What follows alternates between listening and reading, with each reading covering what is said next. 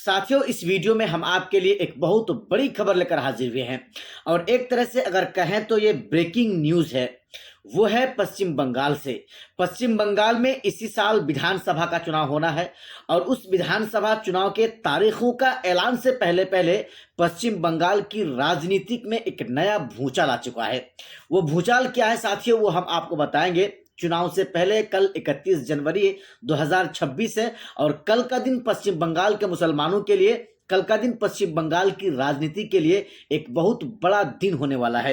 वो मैं आपको इसलिए बता रहा हूं कि कल एआईएमआईएम पार्टी का संभावित, यानी कि एमआईएम पार्टी की तरफ से एक गठबंधन का ऐलान तो नहीं कहेंगे, लेकिन पश्चिम बंगाल में हुमायूं कबीर साहब की जो पार्टी बनी है, नई नई पार्टी, जेयूपी पार्टी यानी कि जनता यूनियन पार्टी, उस पार्टी की तरफ से एक बहुत बड़ा ऐलान होने वाला है।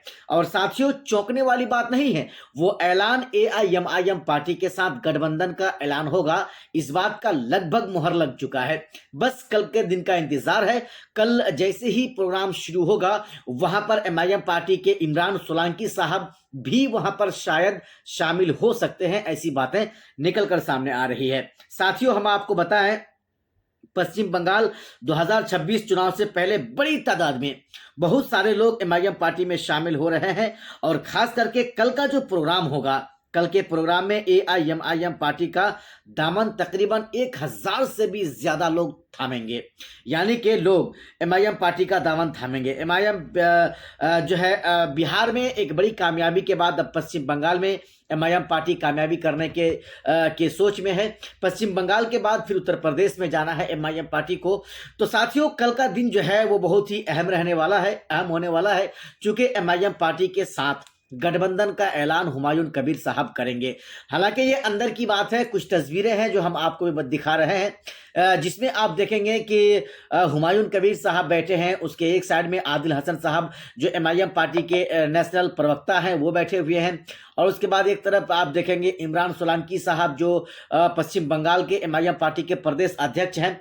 तो कुल मिलाकर अंदर खाने बहुत सारी बातें चल रही है, बहुत सारी बातें हो चुकी है, लेकिन वो सारी बातें ऑफिशियल अनाउंसमेंट के जो है तौर पर नहीं हुई है, लोगों के सामने नहीं आई है वो सारी बातें। लेकिन कल साथियों ये सारी बातें सामने आ जाएंगी, क्योंकि जिस तरह से लगातार इमरान सोलंकी साहब जो एमआईएम पार्टी के प्रदेश अध्यक्ष हैं पश्चिम बंगाल के, उनकी तरफ से भी कई बार इशारा कर दिया गया है, और हुमायूं कबीर साहब तो इससे पूर्व में कई बार कह भी चुके हैं कि हम एमआईएम पार्टी के साथ गठबंधन करेंगे। उन्होंने यहां तक कहा है कि हम पश्चिम बंगाल का ओवैसी हैं और हैदराबाद का ओवैसी है, ओवैसी साहब है। तो कुल मिलाकर जो बातें चल रही थी कि क्या गठबंधन होगी, क्या गठबंधन होगी, तो साथियों फाइनली कल इंशाल्लाह देखने को मिलेगा और सुनने को भी मिलेगा कि जनता उन्नयन पार्टी यानी कि हुमायूं कबीर की पार्टी, हुमायूं कबीर साहब ओवैसी की पार्टी एआईएमआईएम पार्टी के साथ गठबंधन का ऐलान वो कल करेंगे। साथियों, एमआईएम पार्टी के जितने लोग हैं, एमआईएम पार्टी के जो चाहने वाले हैं, उन लोगों के लिए खुशी की खबर है।